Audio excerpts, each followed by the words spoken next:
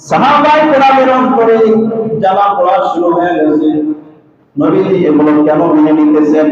হযরত ওমর নবীজিকে ডাক দিয়া বলে, ইয়া রাসূলুল্লাহ, ইয়া হাবিবাল্লাহ, আপনি কি সত্য নবী নয়? আপনি কি সত্য নবী নন? বলে, হ্যাঁ, আমি তো সত্য নবী। আমাদের দিন কি সত্য দিন নয়, সত্য ধর্ম নয়? বলে, হ্যাঁ ওমর, অবশ্যই আমাদের ধর্ম সত্য ধর্ম, ইসলাম ধর্ম সত্য ধর্ম।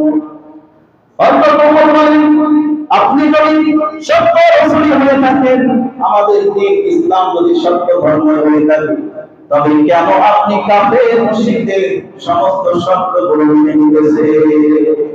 কেন আপনি মেনে নিতেছেন? ইয়া রাসূলুল্লাহ, নবীজি ডাক দিয়া বলেন, ওমর একটু সবর করুন, নবীজি একটু সবর করুন।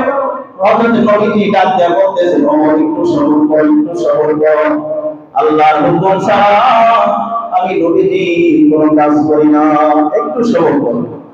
সন্ধির আরেকটা চুক্তি হলো যে 10 বছর পর্যন্ত তোমার এবং আমাদের মাঝে কোন যুদ্ধ বিগ্রহ চলবে না। আরেকটা চুক্তি হলো 10 বছরের ভিতরে মুসলমানদের সাথে আর আমাদের সাথে কোন তরবারি ওঠানামা হবে না। এরপরে চুক্তির আরেকটা শর্ত হলো যে এই বছর মুহাম্মদ উমরা করতে পারবে না, এই বছর উমরা না করে মদিনায় ফিরে যেতে হবে। আগামী বছর থেকে প্রতি বছর 3 দিন করে মক্কায় অবস্থান করে উমরা পালন করে যেতে হবে। নবীজি এই শর্তগুলো মেনে নিলেন। এই শর্তগুলো যখন স্বাক্ষরিত হয়ে গেল, উভয় পক্ষের যুদ্ধ বিগ্রহ সব বন্ধ হয়ে গেল, কেউ কারোর উপর আক্রমণ করতে পারবে না। এই সন্ধি চুক্তির আওতায়, এই সন্ধি চুক্তির যখন স্বাক্ষরিত হয়ে গেল, তখন এর মাধ্যমে ইসলামের অনেকটা উপকার হয়েছে। কি উপকার হয়েছে?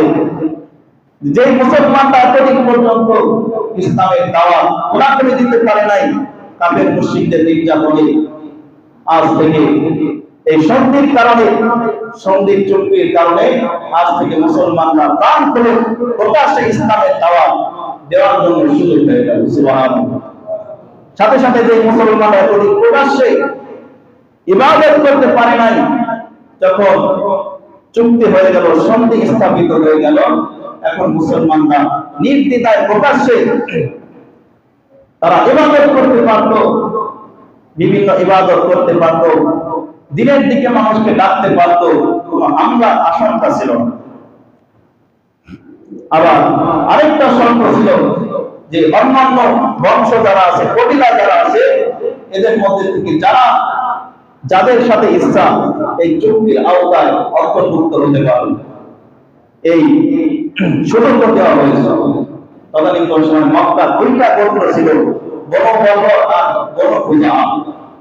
এই বনু বকর মক্কার কুরাইশদের সাথে চুক্তির আওতায় অন্তর্ভুক্ত হলো, আর বনু খুজাআ এরা নবীজির সাথে, মুসলমানদের সাথে, সাহাবীদের সাথে সন্ধি চুক্তির আওতায় অন্তর্ভুক্ত হলো। এবারে এই বনু খুজাআ আর বনু বকরের মধ্যে আগে থেকেই তাদের ভিতরে দ্বন্দ্ব চলে আসছিল। তাদের ভিতরে আগের থেকে এই দ্বন্দ্ব চলে আসছিল, কোন একটা কারণে এই দুই বংশের ভিতরে দ্বন্দ্ব চলতেছিল। আল্লাহ তাআলা একটা পর্যায়ে এই সন্ধি, হুদায়বিয়ার সন্ধির মাধ্যমে মক্কাকে বিজয় করে দেখিয়ে দিয়েছেন। লম্বা ইতিহাস, সময় সংক্ষেপ বলা সম্ভব না, এই পর্যন্ত ইতি টানতে চাই। এখান থেকে আমাদের শিক্ষণীয় বিষয় হলো যে সব পরিস্থিতি কাফের মুশরিকদের পক্ষে ছিল, সব পরিস্থিতি কাফের মুশরিকদের পক্ষে ছিল। তারপরেও নবীজি আগাম মক্কা বিজয়ের সুসংবাদ পাইতেছিল। আল্লাহ তাআলা সব পরিস্থিতি কাফের মুশরিক বেদিনদের পক্ষে থাকার পরেও মক্কা বিজয় করে মুসলমানদেরকে, ইসলামকে বিজয় করে দেখিয়ে দিয়েছেন। আল্লাহ চাইলে সব পরিস্থিতি বেদিনদের পক্ষে থাকলেও মুসলমানদেরকে, ইসলামকে জয়যুক্ত করে দেখাইতে পারেন। কথা ঠিক কেন বলি? ঠিক তদ্রুপ আজকে যে সমস্ত জালেমরা নিজেদের অস্তিত্ব ধরে রাখার জন্য বিভিন্ন ক্ষমতার অপব্যবহার করে মানুষদেরকে, বাংলার মানুষদেরকে শোষিত করে রাখতে চায়। সেই সমস্ত জালেমরা আল্লাহ চাইলে মুহূর্তের ভিতরে এদের পতন করে দেখায় দিতে পারে, ঠিক কিনা বলুন? বর্তমান পরিস্থিতি আমরা দেখতেছি, যখন বাংলার নিরপরাধ মানুষদেরকে এক শ্রেণীর মানুষ শোষিত করে রেখেছিল, গুম, খুন আর হত্যা, বিভিন্ন নির্যাতনের স্টিমুলার দিয়ে বাংলা নিরহ যুব সমাজদেরকে, বাংলা নিরহ আলেম সমাজদেরকে শোষিত করে রেখেছিল।